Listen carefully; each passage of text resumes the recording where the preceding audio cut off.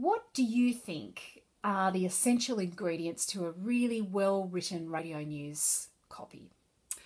Well, it's not just about the who, what, when, where, why. I mean, they're absolutely crucial elements of any story. It's also about how it's written, though. I think what we need to remember is that radio stories, or any story, needs to be written as a storytelling exercise. It's no different to telling a friend, a relative, anyone you might know and come across and telling them the story. And one of the things I like to encourage people to do these days is to write more conversationally as well. I think when you think about how radio works, in that people don't actually sit down and focus on what's coming out of a radio, and that's the beauty of radio, that people can listen to it doing whatever. They can have it on while they're playing sport, cleaning the house, driving, etc.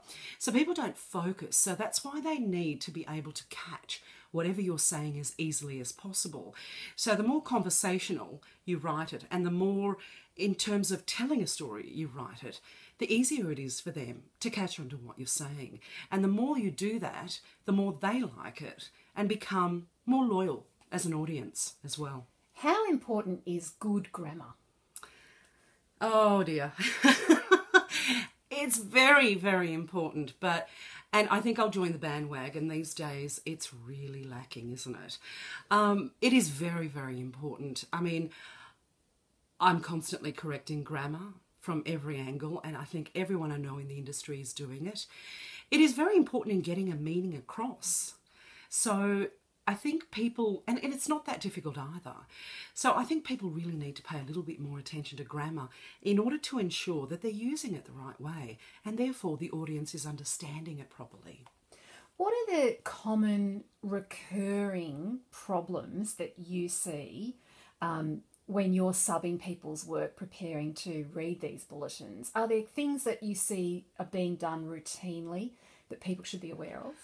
What I've noticed over the years is people tend to adopt the jargon that the talent might be using, whether it be an emergency service worker, police, AMBO, fireys, whether it be a finance expert, whatever.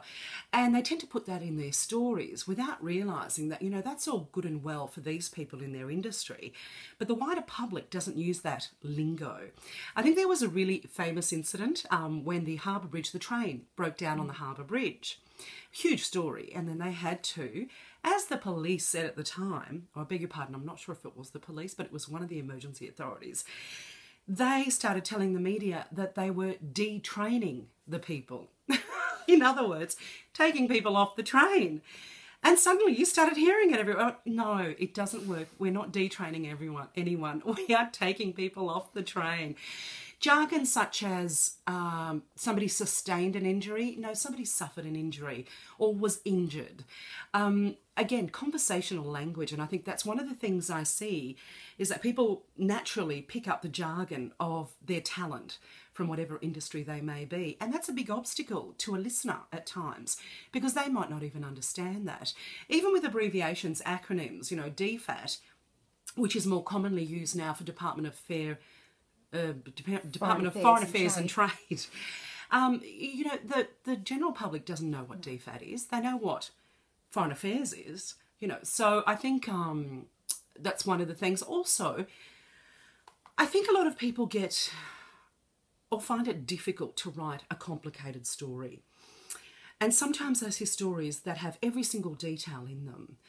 And the journalist trying to do the right thing by putting as much information as possible.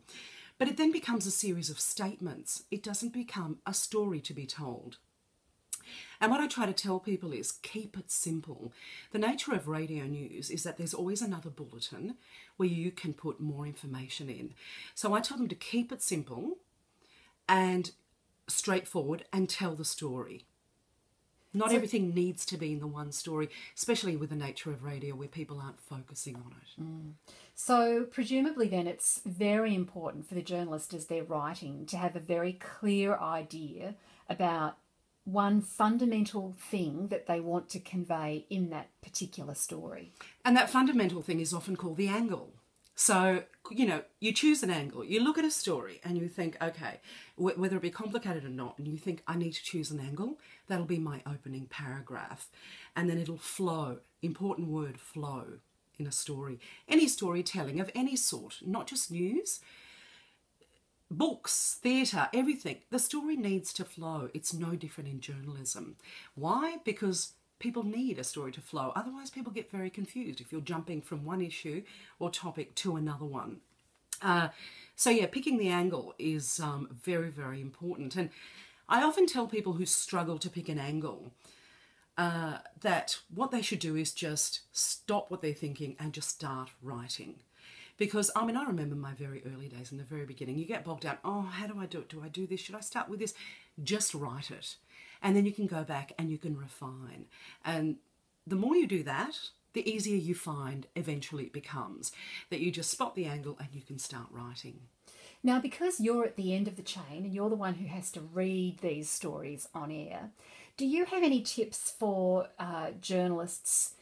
Should they, do you think, for example, read their material out aloud before they submit it? Is it a good idea for them to put themselves in your shoes? Absolutely. It is the best thing you can do, because quite often we are churning out stories, and if we don't look at them, they can end up being really difficult to read and understand. And I find the mind plays tricks when you're actually just typing. If you're just reading it in your head, what the brain does is it corrects things. So you don't even realise it. It's not until you read it aloud, your ear actually picks up on something that might not flow very well, or might not even make sense. So reading aloud is absolutely crucial. It's the sort of thing I think every journo should be doing for, well, until they really get used to it and are able to then just read it without reading aloud and pick up on any issue that they need to correct. But it's a very helpful tool. Yeah. And what about voice, Helen? How important is it to have a good radio voice? I know a lot of students get themselves very worried about this. It's crucial. It is absolutely crucial. It's just like bad acting can ruin a movie or a show, right? If your voice isn't up to it, if you're not using your voice as best as it can be used, then it can become pointless because people will just tune out. Voice is everything. Most people have good voices, they just don't know how to use them. I do a lot of training, voice training, and it is amazing how many people I come across and they say, oh, I can't do it, I sound like this, and I can fix it so quickly with just a few tips. That's not to say every voice is salvageable. Some people have to do specific, what's it called? Yeah, I know what you mean. Go to a speech therapist. Speech therapy. Some people need speech therapy, some people don't. I think with a lot of people, it's a very easy process to get the most out of their voice and how they deliver their reports there. Would you say that having authority in your voice is the most important thing for a newsreader? I think it's extremely important because we are telling the world stories. And if you don't have authority in your voice, people aren't really going to believe you.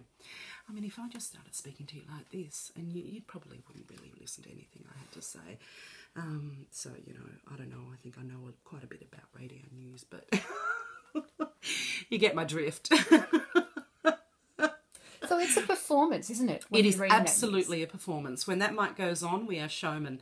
We really are. It's showmanship. So it's a performance. Helen Tzarimas, thank you so much. My pleasure.